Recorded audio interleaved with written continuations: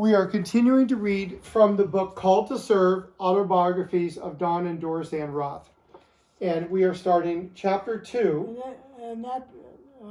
The section. Yeah, this is the first half of the book, which is Don Roth's autobiography.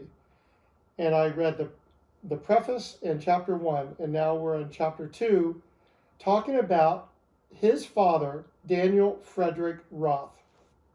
And here's a photo, so I'll hold this up first. Father Daniel F. Roth as a young evangelist. I don't know that I've magnified these pictures and seen them. During the years of the Holy Roman Empire of the Central and West Central Europe, Germans did a great deal of migrating. The Emperor of the Austro-Hungarian Empire eagerly promoted a program to populate the western section of what is now Romania. By persuasion, gentle and sometimes not so gentle, large numbers of Germans left Saxony, in what is now central Germany, and Bavaria, now South Germany, Saxony, and migrated to the Transylvanian Alps. Some of my ancestors migrated from southern Germany to Transylvania. My great-grandfather found his way to a little village called Klein Probsdorf, Kleinprobsdorf, and what is now known as Kopsa Mica in western Romania.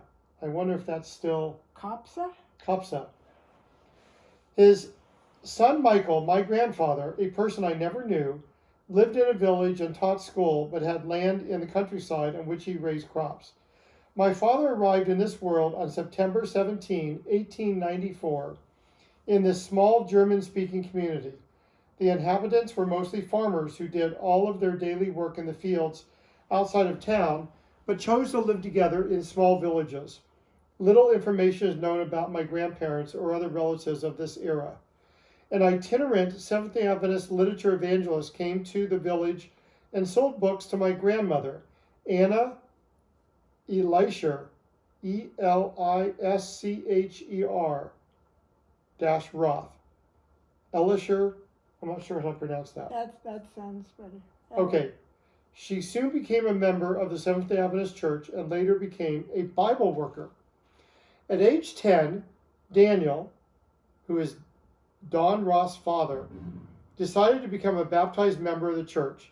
During his teen years, he sold books for the Hamburg Publishing House and actually received service credit of 3.5 years when he was ready for retirement. I don't remember anybody reading this to me before. Daniel was the fourth of 7 children in the Roth household. His older brother John immigrated to the United States and became a carpenter most of his working years. He and his family... Yes, John, my grandpa Roth's brother. He and his family lived in Cleveland, Ohio. The first 2 children of the family died at very early ages. A younger brother, Petrus, got married and left for other parts of Europe.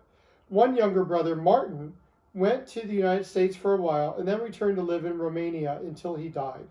Another brother, Michael, also immigrated to the United States and stayed there.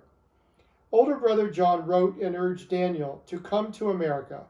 When World War I loomed in the distance and not wishing to carry arms in the military as an Adventist, Daniel decided that he would leave home and join his brother. And here's a photo. Father Roth's church where he interned, the 14th Street German Church of Cleveland, Ohio, also the place where Don was baptized at age 14. And there is the photo. Leaving home. So at age 20, Daniel made a tearful farewell to his beloved parents and headed west. He never saw them again. His father Michael died sometime between 1915 and 1920, while his mother Anna probably died toward the end of the 1920s. By bus and rail, Daniel traveled by himself across Europe to Antwerp, Belgium, and boarded the ship Finland, bound for New York City. After a 6-day journey across the Atlantic Ocean, Daniel arrived at Ellis Island, New York on June 10, 1914. Authorities detained him on the island while they decided whether he should stay or whether he would have to return to Europe. He had no passport, no visa, and no official papers to deliver to the immigration officials in charge of the proceedings. Ellis Island officials finally admitted him as a legal immigrant. After clearance by the authorities, Daniel took a ferry to the New Jersey side of the Hudson River and boarded a train with Cleveland, Ohio as his destination. That's because his brother, John, lived in Cleveland, Ohio. He loved to tell about his first encounter with a banana, a fruit he had never before seen. Without any instructions, he proceeded to eat the fruit, skin and all. Eating a banana skin. Can you imagine? In Cleveland, he stayed with his older brother John and did house painting, then later had a job at a drugstore as a fountain attendant.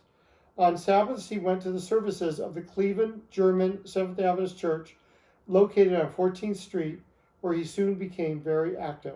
And that is the end of chapter 2.